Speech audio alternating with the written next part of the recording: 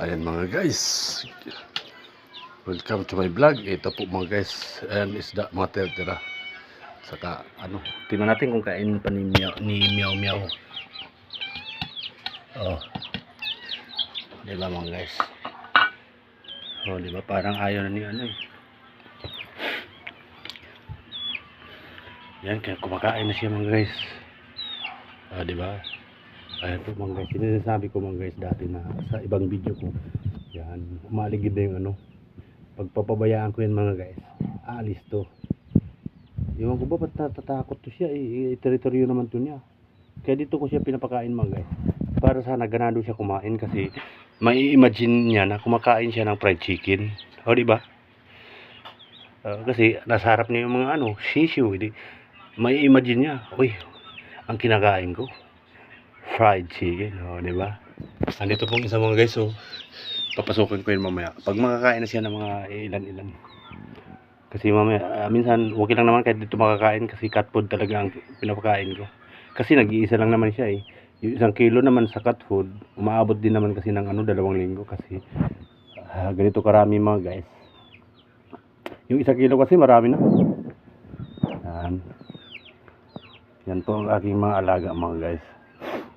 Naubos yung pagkain nila. Yan, na ano. Pero pakainin ko na rin kaya pakainin ko na rin sila para sabay sila ng ano. Alright. Ayan mga guys, pakainin ko rin yung aking ano.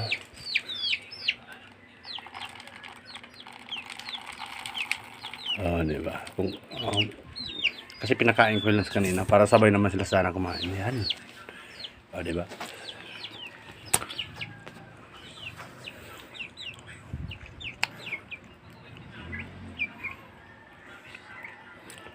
Okay mga guys, ilalayo na ako mga guys. Titingnan natin kung kaya ba ano.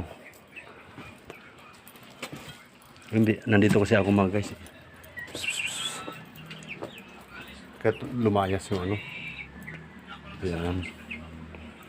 Ayaw. Nakabidyo kasi ako. Kaya hayaan lang natin. Pag may matira. Yan, mukbang yung ano, 2 sisyo. Habang nagmumukbang si Meow Meow. Oh, Mims, halika na rito. Hindi naman kita inaaway. Ayun mga guys, so kawawa talaga. Yun, kawawa talaga yung mga alaga ng pusa dito.